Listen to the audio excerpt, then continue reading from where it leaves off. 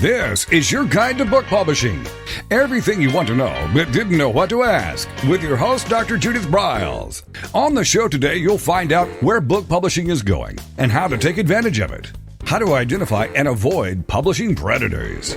What opportunities are emerging as the book trade evolves in new forms. How to avoid losing money and much, much more. Join us now as a variety of publishing pros will deliver insights and strategies to take the author to the next level of publishing. It's your guide to book publishing. Everything you want to know but didn't know what to ask. Brought to you by AuthorU and the Book Shepherd. And now, here's your host, Dr. Judith Briles. Welcome back to this edition of our podcast as winter marches on. And on the AuthorU Guide to Book Publishing podcast, we have an old friend. And I just said, so how come we didn't have Kathy on during the depths of the pandemic where everyone is going, how am I going to market my books? How am I going to sell my books? How can I move my books? How can I get visibility? Help, help, help. So with us today, we have the visionary, the founder, the spirit animal. How do you like that, Kathy? Bublish. Love it. Oh, okay. Yeah. Bublish that was created in 2015 that now spreads the joy, the words, the voices, the insights of over 11,000 authors weekly if they choose to. Daily, I guess they could, even Kathy, right? But doing it. We just have a weekly event. Yeah. Yes. Okay. So we'll get into that. But the weekly event that they do, where they do a push-out marathon over a long weekend with what's called book bubbles. So what I want to do with this is Kathy Weiss, and we want to look at the evolution, because a lot has happened in the 7 years that Bublish first broke ground. Wouldn't you say, Kathy? Yes. When we started, people said you can't sell books on social media. So that certainly has changed. Well, I've never said that. Like okay, I will never say that. So, to me, social media is your town hall for book marketing. Yeah. But it was a thing, so it's just interesting, yes, how it's so, a big part of our lives, social, and certainly during the pandemic, has become a lifeline for a lot of people who are isolated. So big changes. Well, I think that one of the values of the whole concept with Bublish is that, and of course, you've heard it a gazillion times with the authors you've interacted with at conferences, on the phone, wherever, is that, I just want to write. I don't want to market. I don't want to, expose myself. And they really let you push out a lot, I think, in the whole plus. So I'm a big advocate of social media. You got to use it, get over, and my tagline for every one of you is get over it. Just get over it. And find where your playing field is, because it's not going to be everybody. And I think, Kathy, that's where a lot of them get confused, that they think they have to be on everything all the time, everywhere, and that's just not the case. No. In fact, I think as, book selling has moved online, it's better to talk to a smaller group, because you can't talk to the whole world. They're all there. The whole world is on social media. The whole world is online, more and more because of the pandemic.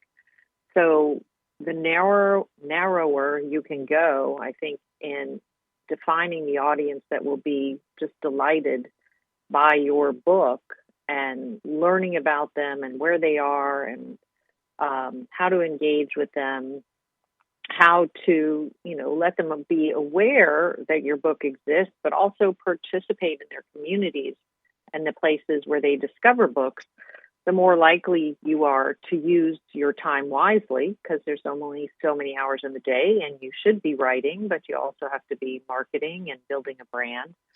The more efficient it becomes, and quite honestly, the more book marketing doesn't feel like you're putting on a different hat. It just feels like you're being a human being who's creative and engaging with people who are interested in what you're doing, and you're interested in what they're doing. And that just feels so much better. I think that's part of, the wall that authors put up. They say, I'm a writer, I don't want to be a marketer. Well, you don't have to, go get an advanced degree in marketing. You just have to be capable of talking about your book, capable of learning about where your audience is and how to talk to them and how to support them and how to also let them know where your book is, and make sure that you optimize all those points of discovery and those buy links and those bubbles and that website and your product pages. So if someone does say, wow, what this person is doing is interesting, all the dots are connected. You've made it so easy for them to go from being interested in what you're doing to learning more about you and your book to actually purchasing it. And, that's one of the big things that I think authors don't realize in an online setting where more and more books are sold. You really only have a very short window of time to go from a point of interest, say on a social post or a group chat or whatever, to a point of discovery and a point of purchase. And if those things aren't set up well, you get a frustrated person, and they're only giving you a few seconds of their time, and they're gone.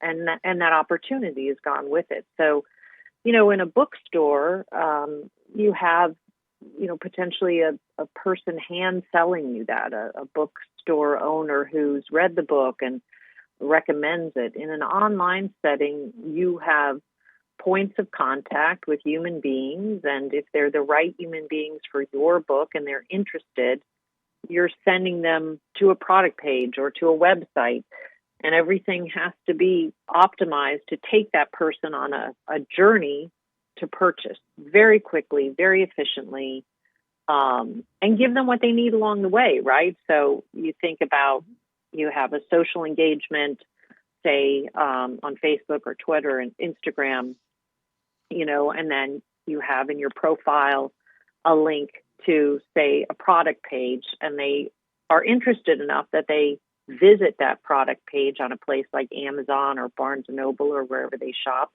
and there's no reviews there.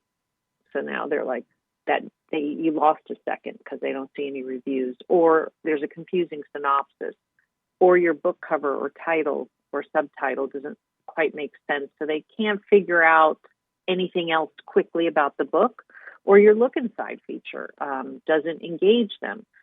So you want to be talking to the right people, and when you're talking to the right people, you want to make sure the whole online experience is seamless for them to discover more at their leisure, but quickly, and from that discovery process go to some type of purchase environment. And that, it's not difficult, but it does take, kind of an audit, as it were, of your online presence. Are your social profiles optimized to take a reader from, a post to some type of discovery environment like your website or a product page? Are the buy links there? On Bublish, we'll put a new book bubble in front of 600,000 readers, but if you forgot to check the boxes so we can put in your buy links, then the person can't go from reading that excerpt in your author insight, that great piece of content that you've created for them. They can't go buy it quickly. And they're not going to go, looking for it for 10 minutes. They want it to be fast and seamless. So there's that, to me, is something every author should really consider in this great move. People who have never purchased online before are now buying their groceries and, yes, their books online, and you just have to get savvier about that. That's one big thing. Yeah, and so it goes back to get over it, people. This is the way the world's working right now, and doing that. Kathy, you just brought up, if you can kiss on this before we go to our first break in about 2 minutes, the search inside feature on Amazon. It has always been frustrating to me because I think that they, depending on the size of the book or maybe it's the genre, they only allow a certain percentage of pages they show. Do you know what the formula is for that? I might get the percentage wrong, but you can actually request to have less or more. You can contact support and ask them to change that because sometimes it's just not a good fit. But I believe it's up to 20%, but I could be off on the percentage. But we have had to do that before for the books that we publish. We've had to contact them and say, you're just showing a little too much or not enough, and they have made that adjustment. It does. So who do you contact? Who do you contact at Amazon? Well, at Amazon, just support, just KDP support. Just the KDP if you're on the print on demand.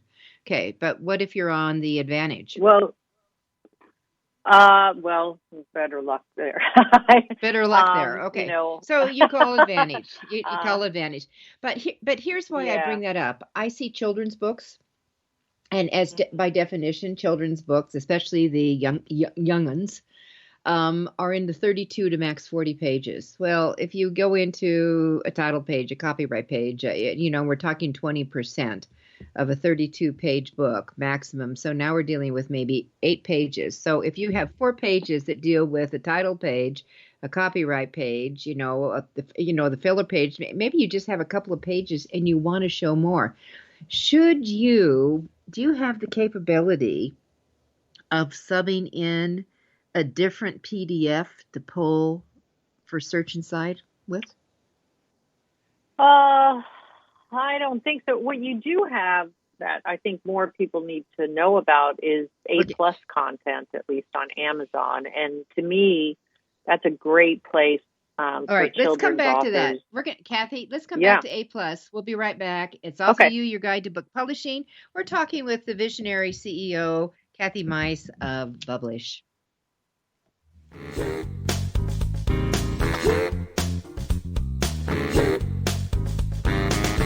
This is your guide to book publishing. Everything you want to know but didn't know what to ask. With your host, Dr. Judith Briles. And we'll be right back with more great information right after these. Welcome back to your guide to book publishing. Everything you want to know but didn't know what to ask. If you want to write and publish a book, if you want to be successful as an author, your guide to book publishing, everything you want to know but didn't know what to ask, is for you. Stay tuned and you'll hear about statistics, scenarios, and strategies on what to do now to get you published. So let's get back to the show. And here again is your host, Dr. Judith Briles.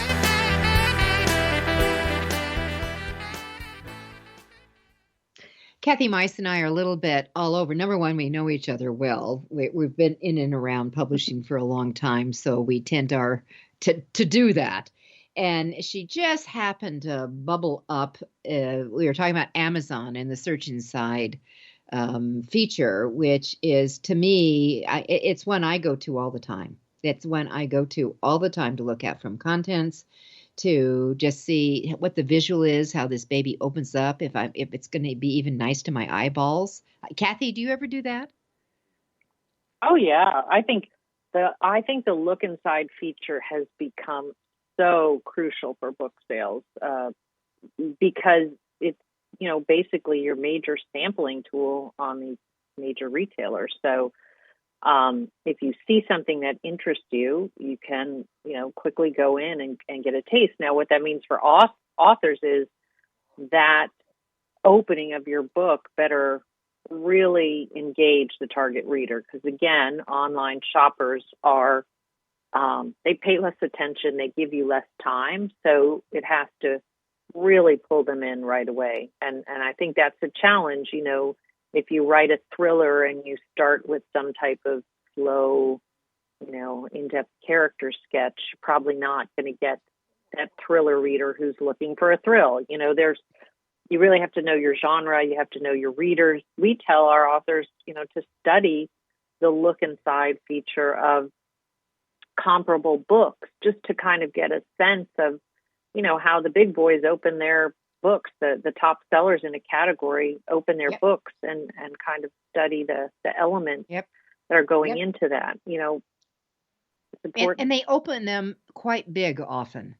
I always like when a movie comes out, like, I was a James Bond watcher, and someone said, okay, well, there's always ads and da-da-da. And I said, I am not missing the opening. There is no way will I miss an opening on that movie. Certain movies that have a history. Right. So, and that would be, kind of like a thriller of the way you open it up. So I look at those things. I also always want to see the back cover because I'm such a pisser on how back covers should be written that if they don't get my attention, if they don't have the snap, crackle, and pop, I may take a very quick pass. So, but that's me. I'm just talking about me on that. But you mentioned... and you can see that. Yeah, go ahead. Mm-hmm. You just mentioned as we went to break, when we were talking about Surgeon Side, you contact A+, and then the music took over. Can you come back and kiss that? Yeah. So, Amazon, I think, in an effort to kind of give authors more customization around their product page, has offered A+ content, which is a way for you to, really jazz up the page. I think we were talking about children's authors, so that's a great way for an author to showcase maybe some of the top pages where the artwork is just amazing or the rhyme scheme, really might tickle a reader's fancy. And it allows you, to take advantage of some of the real estate on that product page and make it your own, which hasn't always been the case. You have the Author Central account that's tied to a click on your name, and you have your author piece lower down on the product page. But this is big and visual, and it's a step in the right direction, in my opinion, and it gives authors a lot more control over the look and feel of their product page. So it's a great way to, like you were saying, sometimes the look inside feature doesn't, there's not a lot of flexibility. And for some books, it doesn't always showcase the best of that book. So this is a way for you to use part of the real estate on the page to show more visuals and different media associated with your book. So it's something every author should be taking advantage of. Well, how do they do that? Where do they go to find this? Well, we are just learning about it ourselves. We've started offering it in recent months. And there's some great articles on it. So I could send you that, as a kind of a how-to if you want to put up some links on how to maximize. Absolutely. But it is a part of the product page, so it does go up on the product page.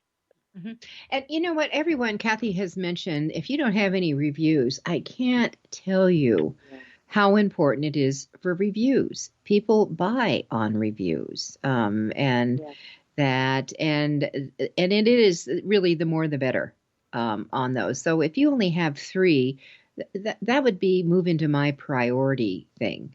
And you've got to do the ask. And there are certainly ways to build it. We have done, we've got a couple of podcasts coming forward that are really going to be absolutely focusing on the art of getting stellar reviews from one of the top people, Jim Cox, in the country.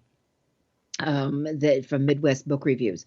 But it is really important to have these. And you need to also look at your own book. I had one author on a workshop, Kathy, talking about the power of having your editing done by Fiverr, and I almost choked on my tea when I did that, because I had just looked at the PDF of her book, and it was littered with errors, like starting on the 4th line. And I'm just saying that's showing up in the look inside feature, right? Too, right? Absolutely. That's an example too. Absolutely. There were 4 errors within the first 2 pages. All right. So, and when you look at reviews and especially in book contests, everyone, that the lack of quality editing is going to nosedive you every time. I'm going to guarantee it. So, yeah, there's just too much competition to do something, lacking in professionalism. And, back to your point about reviews, I couldn't agree more. Just to kind of dive a little deeper into that, you have the two types of reviews, reader reviews and editorial reviews. And I think in both cases, authors often start too late on both. The strategy we have when we're launching a book at Bublish is as soon as we have a print preview, a print arc, or even a PDF of the book, because it will be accepted by some of the big reviewers. We want to get that into the hands of places like Book Life by Publishers Weekly, Kirkus, Manhattan Book Review. We have a whole package of places, and that's your earliest social proof. You can use it in your copy. You can put it at the top of your synopsis on your product page, even when you're in pre-order and you can't have reader reviews yet, right? So we're big believers in pre-order campaigns. Those early editorial reviews that come from influencers, other authors, and from the big players in that space are what gives you social proof during a pre-order campaign. But it doesn't mean you shouldn't be lining up all those readers who are going to come in those first couple of weeks that the book is available and go ahead and give you those yellow stars. Another place we like to put books early on is NetGalley, because you do have a lot of reviewers that will come over and review on Amazon, and there are a few other places like that. But it's something about early momentum that makes a huge difference, because nobody really wants to be the first person to leave the yellow star. We're all creatures of community, so we like someone to jump in. So if you can get those people to prime to jump in, other people will jump in that are complete, strangers. But you should really start thinking about editorial and reader review strategies, 3 to 6 months before you launch. And the earlier you plan that out in a process, in a system with spreadsheets, who you're going to contact, did you contact them, the better. It should be part of your pre-launch marketing. But a lot of times, a book will come out, and remember, places like Amazon are watching sales right from the start. So a book has a slow start, that might impact your advertising, because there's not a sales history for these big algorithms to tap into. And what can drive, a stronger sales history is strong reviews as early as possible, both editorial and reader reviews. So can't emphasize that enough. And again, they're just like gold when you have 3 to 5 seconds and someone looks at a product page. Why does Amazon make those stars bright yellow? Because your eye sees them.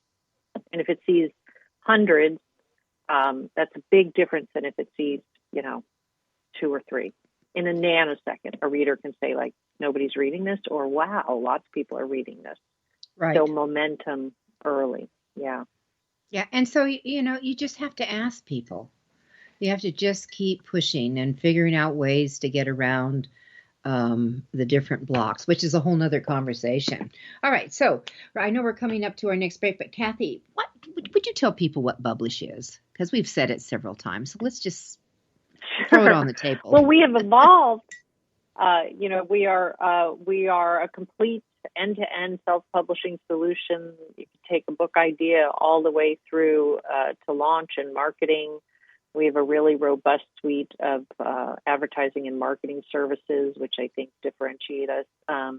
I've also been an editor and ghostwriter for more than 30 years, so we've created a lot of award-winning books, highly reviewed books, and we pride ourselves on the power of our editing and everything in between. Anything you need to produce a book, design, editing, ebook conversions. And we are the only one who has a robust suite of services, as well as distribution of all 3 formats, so print and digital and audiobooks. Mm-hmm. So we try to be, as complete a solution. And then, we have a very strong return rates and referral rates. In January of this year, it was 70% of our business came from people coming back to us or people referring other authors to us. I'm pretty proud of that. I would be too. That's huge, huge, huge, huge. So going on. All right. So with that and people, you spell it Bublish, Bublish.com. I would encourage you. I've been a member of Bublish for years. And it's always, and I remember talking to one of your other members and saying, so how are your bubbles doing? She says it sells books when I remember to do it. So what I'm saying, this is something. Do it. You do it. Yeah. You get it out there and you can move it around and it does make a difference. And this is just part of your toolbox that, in my opinion, should be part of everyone's toolbox and use it. Whether you use the full suite of services or you're cherry picking, it will make a huge difference. All right, with that, Kathy Meis is with us. She's the CEO and founder. It's been around 7 years. And what I want to get into when we come back is really marketing with the bubbles. You got a new book catalog, which is kind of free to all your members. And let's get into that. We'll be right back.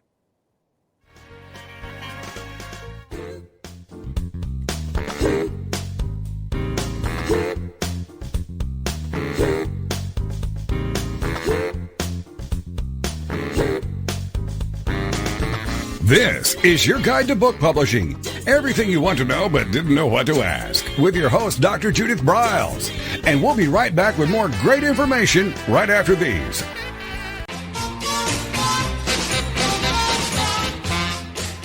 Discover the power of you and your book at the Judith Briles Unplugged events. Each summer, Judith Briles Book Marketing Unplugged unfolds over 3 intensive days working with just Judith. You get publishing strategies, author and book platforms, book marketing panache and pizzazz, and authoring tools to take you and your book to rock star success. In the fall and winter, Judith Briles Speaking Unplugged includes Judith as your coach and mentor during 2 powerful days. You will learn how to structure a speech, how to create openings and closings, how to find gigs that pay you and sell your books, and you will get one-on-one coaching. Go to thebookshepherd.com and click on the Events tab to learn how to participate at the next Unplugged Workshop event.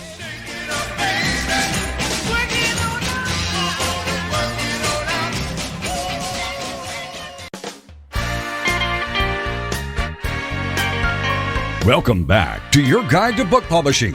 Everything you want to know but didn't know what to ask. Coming up, you'll hear more about statistics, scenarios, and strategies on what to do now to get you published. So let's get back to the show. And here again is your host, Dr. Judith Briles.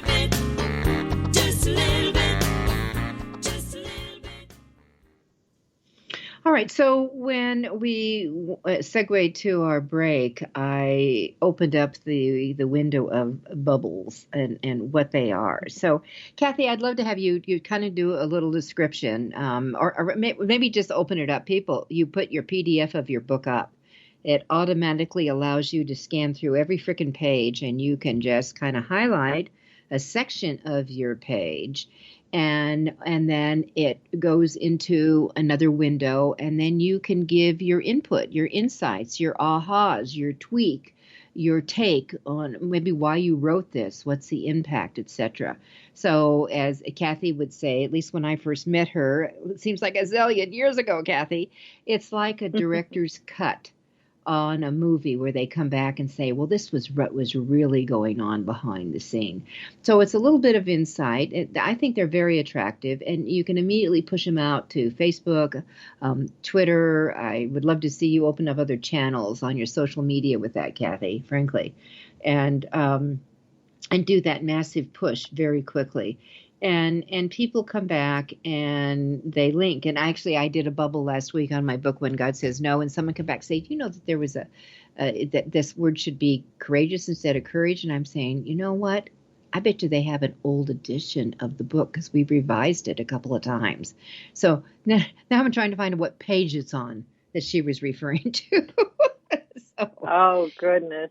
Yeah, and it is just just to clarify one thing, we work with the .epub file, so the ebook version, because we do, it's behind your profile. No one else can access the entirety of the book, but it allows our system to parse it so that you can go into any place and copy in the excerpt you want to share.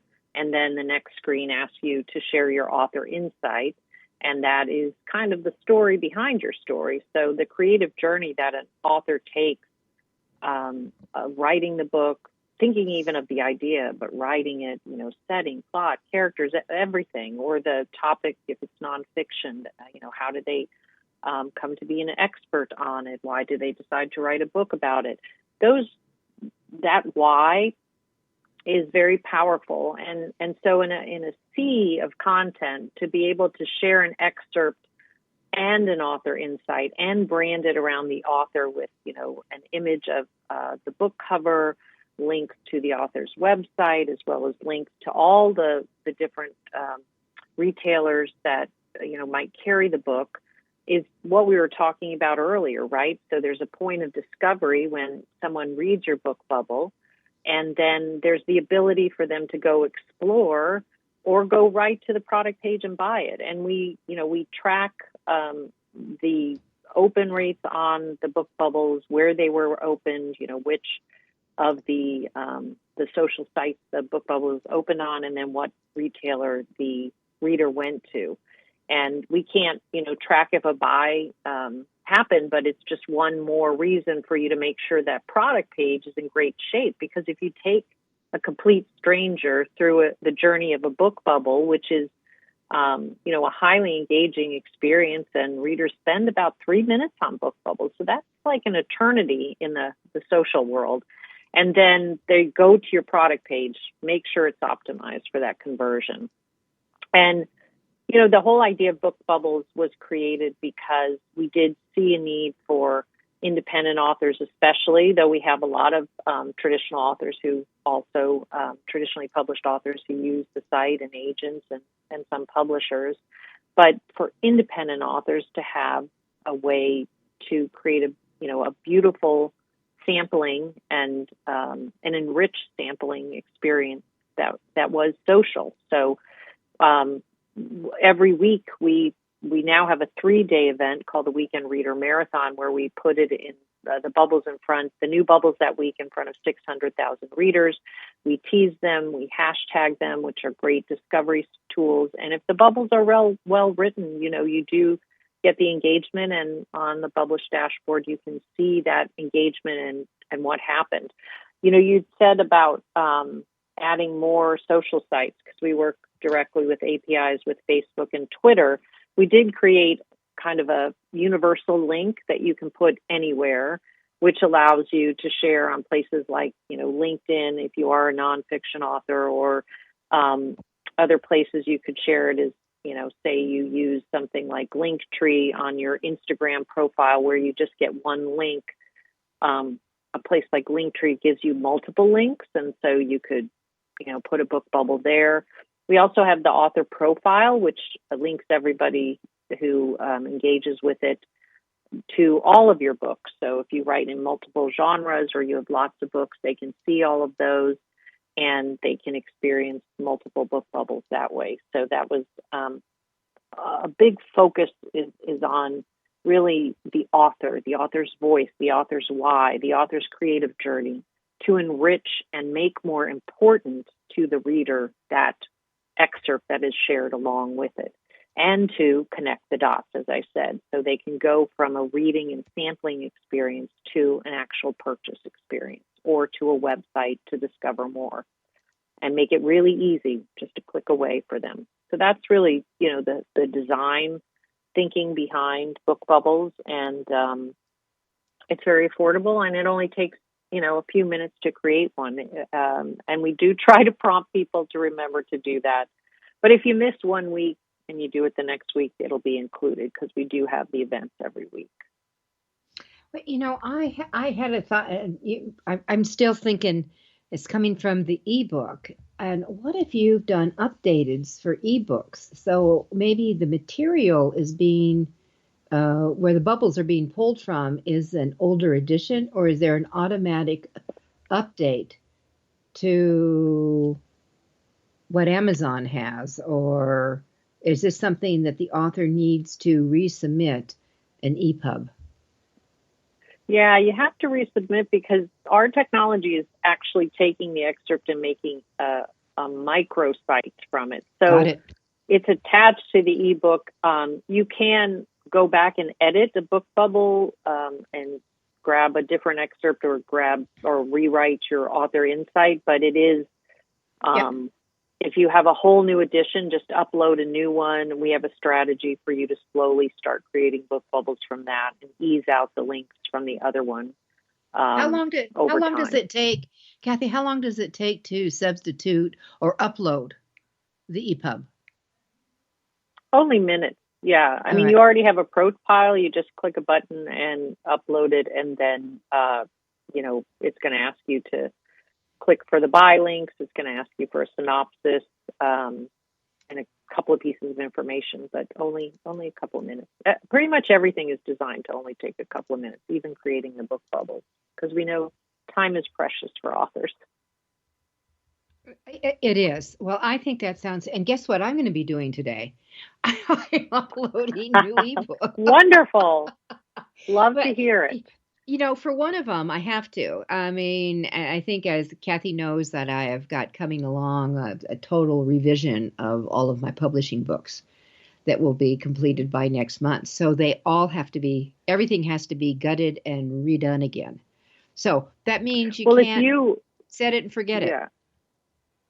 Well, the only one thing is if it's just a cover that's changed, you can replace a cover without replacing the contents. But if the entirety of the book has changed, kind of like on Amazon, we just need that new file, to replace the old file. So, but there's a link to support on every page, so someone can help if you run into any questions or trouble. One other thing that we did that we launched last year that I wanted to bring up, we are big supporters of quality indie books, and I think one of the things that has happened in a world where even a couple of years ago there were 70,000 new books being published every month. So I can't even imagine in the time of the pandemic how that might have skyrocketed, because I know a lot of people came to us and wrote books. So I'm imagining across the spectrum that number could even be something as high as 90,000 or 100,000 books that are published every month. And the quality, it's over that. It's actually I'll bring it up for you. It's over 1.6 million annually. So you could, you're just going to drop down. It's a good 120,000 books. And so the issue is for all of you, and whatever you're doing, you got to figure out some way to get above the publishing pollution, because there's a lot of junk out here. Just saying. And that is, and that's the tough thing, right? For the authors who really do invest in the editing, and they do the whole thing professionally.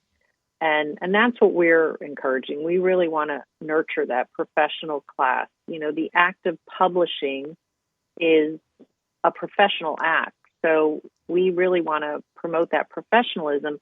But there are a lot of bad books, and readers get burned. And so your book has to look really on point everywhere. It's not a forgiving environment now. So people see typos in that look inside feature, or the cover doesn't look like it fits in the genre, or the synopsis is poorly written, or you're in the wrong categories, whatever it may be. It hurts you more and more each year. You have to get everything just so.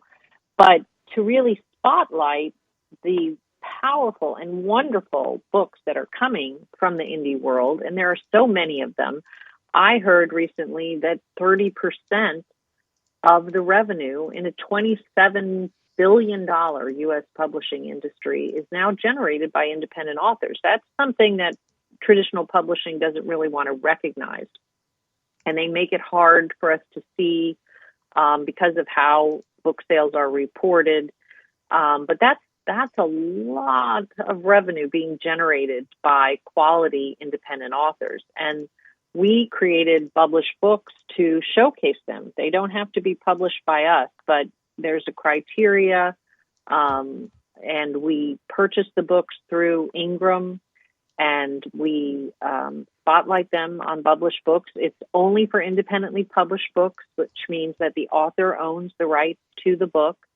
And they are for books that are highly reviewed and meet the editorial criteria. And it's simply to shake off the noise and to put a spotlight on independent books, outside of an environment like Amazon, where there're just so many books, and you really have to pay on Amazon for discoverability. You have to run ads now, and that gets expensive. So we are thrilled with how it's coming along. We're thrilled with the interest.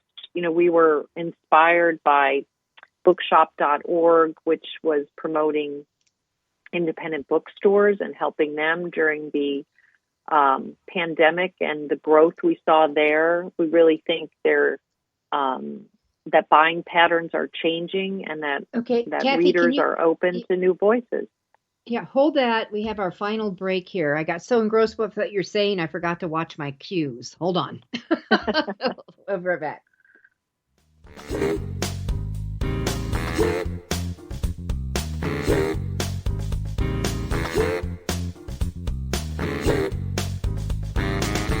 This is your guide to book publishing. Everything you want to know but didn't know what to ask. With your host, Dr. Judith Briles. And we'll be right back with more great information right after these.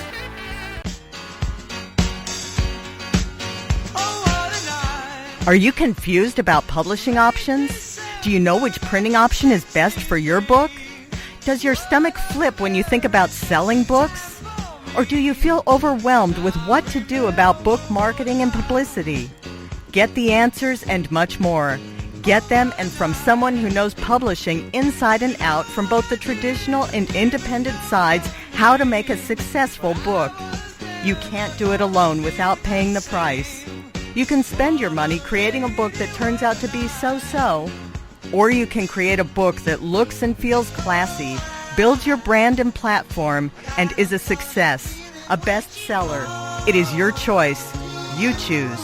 If you want author and publishing success, you want Judith Briles as your book coach. Sign up for her weekly blogs and e-zine at thebookshepherd.com.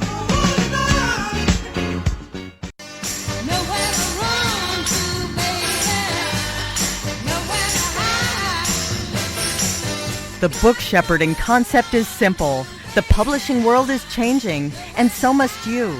You need an experienced shepherd and guide to collaborate with you as you create, strategize, develop, publish, and achieve your publishing goals. Publishing is riddled with obstacles, sometimes nightmares for the author. You do not need more problems. You want solutions. Dr. Judith Briles will shepherd you through the maze and chaos. At times, she has had to step in and rescue a book that has been sabotaged by a publisher, by a publishing service provider, and sometimes even by the author. If you want author and book success, connect with her today at thebookshepherd.com.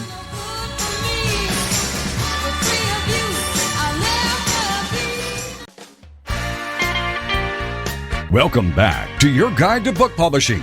Everything you want to know but didn't know what to ask. If you want to write and publish a book, if you want to be successful as an author, your guide to book publishing, everything you want to know but didn't know what to ask, is for you. Stay tuned and you'll hear about statistics, scenarios, and strategies on what to do now to get you published. So let's get back to the show. And here again is your host, Dr. Judith Briles.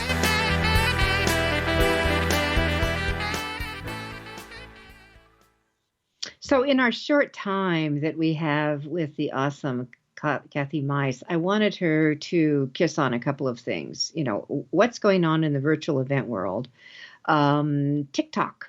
A lot of people, poo-poo TikTok. They thought it was only for kids. But TikTok is now becoming a powerful portal for book selling. So, Kathy, if you could kiss on that a little bit. And then what I'd love to do is have you share, because you have created kind of a nifty book catalog for indie authors. So wherever you want to start is okay with me, but I do want to make sure we kiss on all those before we leave today.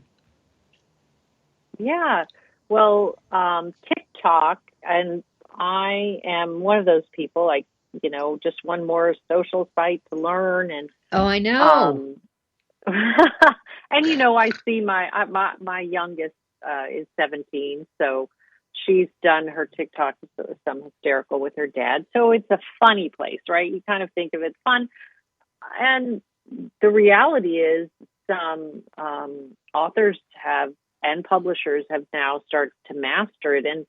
And what's interesting, and I think this was something we saw on Instagram, you have just this huge population of readers, and there's a way for them to express themselves, a growing body of what I would call micro influencers around genres and just, avid readers who are creating. They have grown up with social media as a discovery and purchasing venue, and they just do these amazing things. And TikTok is the latest of those, and it's just exploded. New York is all over this with the power to take a book that, had really not gotten the attention maybe it deserved, and then it goes on what's called book talk now because of the amount of press it's getting, and it just blows up. Now, is that a guarantee that everybody's book will blow up there? No, not at all. Oh, never. But yeah, it comes exactly. down again. Yeah. It comes down again to, if that's something you want to do, start studying it, start following the people who are doing great content there, at all ages, I will say, and for all kinds of books, and see if your book's a fit, and, listen, learn, and engage, and then see if you want to experiment in that space. But TikTok, I think, also started out as something that was really a craze with young kids dancing, and grew into a new medium for exploring all kinds of ideas for people of all ages. So it's just fascinating to watch it. Again, if TikTok, I think it hit its stride during the pandemic, and people are looking for new experiences in a world that's a little less exciting than it used to be. So, in a world of isolation, and I'm sure that played into the rise of TikTok and book talk as well. So it's fascinating to watch. And I'm sorry, you wanted me to follow up on something else as well. Was it Bublish books? Oh, yeah. Well, let's talk about. I wanted you to kiss on the this first of all. Let's hit on the bubbles. If you're a member of Bublish, you want to I'll just say this. Make sure, because I was thinking always Thursday, and I think Kathy informed me. You really need to get your bubbles up if you want to get into the 3-day Hoopa weekend reader event by Wednesday. Is that correct, or am I wrong, Kathy? Yeah, so it used to be Friday at 3, and the event went on Saturday and Sunday. And then for 2022, we expanded it for an event that runs from Friday, Saturday, and Sunday, so an extra day. And so if you finish them on Wednesday, but the deadline is Thursday by 3. And so Thursday we've been trying 3. to, kind of, it's interesting too, we see the rhythm, and people for years have been, submitting their book bubble by Friday at 3. So we've been really trying to remind people, nope, it's a day earlier now, so you can get, the full 3 days out of it. So it's hard when people have things on their calendars for a long time. But we just wanted to expand it, and we're excited to be able to offer that to our community. Yeah, I actually, to tell all of you, I actually added it to my calendar to goose me to remember. Just it takes you 5 minutes to get this thing out, do it, so to speak. Yeah, and all if you have multiple books, we'll do up to 3 bubbles from any author in an event, and we hope to be able to continue to support that because, a lot of authors have many books on Bublish. So. Yeah, we do. All right. So the other thing I wanted you to kiss on was the catalog that you have created, and how do people submit to that? Yeah, so it's bublishbooks.com, and there is a submissions page, and there's some language about our mission and the criteria. Like other booksellers, we do, and this has been a fascinating journey of learning for us, we purchase from the Ingram catalog. So we access what's called iPages, and on that, we can learn if the book is independently published. Again, that's the criteria. One of the pieces of criteria is that the author must own the rights. And we can also see the wholesale discount that is conferred to us as book buyers. So we are asking for the 55% discount on Ingram. And, the margins are not high for us at all on this, but we're really determined to shine a spotlight on high quality, independently published books. And we think it's a long time in coming that there's a place for people to go and find new voices and support independent authors without all the noise and all the large budgets. You have the noise of poorly published independent and traditionally published books, and then you have the big budgets of the big name authors. That's tough for the independents to compete against. So this bookstore, which we built on the Shopify platform, I personally think it's just beautiful looking. It really showcases the authors of books in a beautiful way. If you find an author that you like, you can explore all of their work. We've made sure there are collections around different genres and different themes and different seasons. And the more we get into this, the more we want the experience of browsing for independent books to just be a discovery of great new voices that you might never have heard of. And we're working, Tess Thompson is one of the early adopters and came on board. She's a USA Today bestselling author of women's fiction.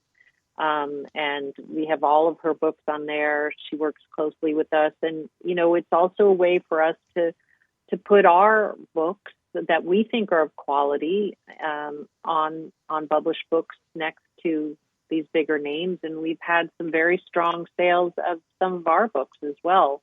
And it's exciting to have a place that's just for independence. And I really do think the time has come in the world where people are, trying to find new voices. It reminds me a lot of like how my kids went to YouTube in the early days and found new voices for music. And now those voices are some of the most popular in the world. Mm-hmm. But it wasn't because somebody said, a producer said, you deserve this. It's because people said, hey, pay attention. This person has a wonderful voice. I think that's where we are with books. But we do need to have a way to kind of shake out those books that really weren't, published professionally, so that the reader can find it. Changed. And I it's not around curation like that we like this book or we don't. It's around just a few quality standards. That's all that we.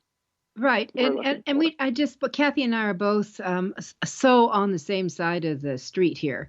You've got to have a quality looking book. It needs to be edited. You've got to be able to rise above. I use the pollution. There's a lot of junk out here.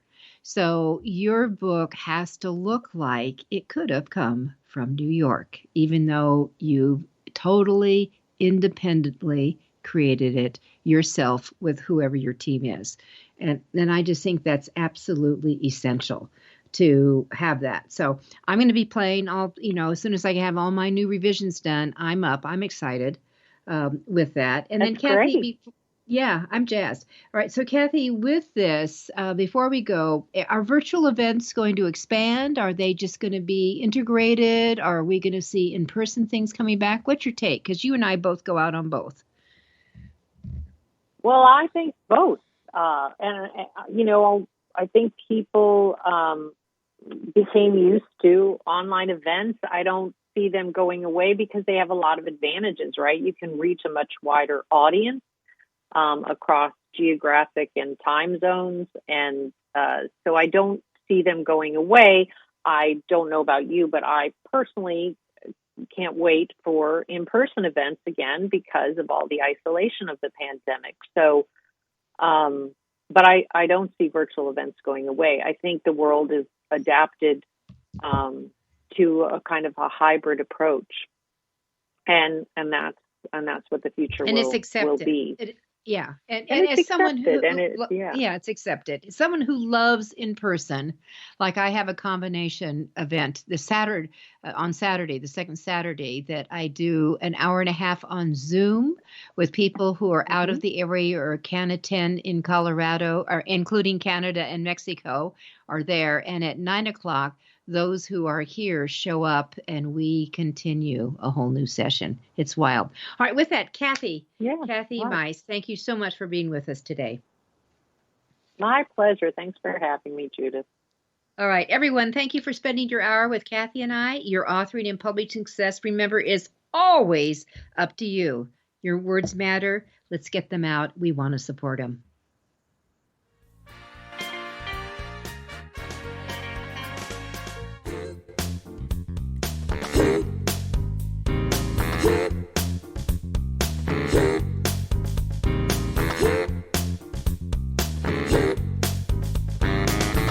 Thank you for being a part of Your Guide to Book Publishing. Everything you want to know but didn't know what to ask. With your host, Dr. Judith Briles.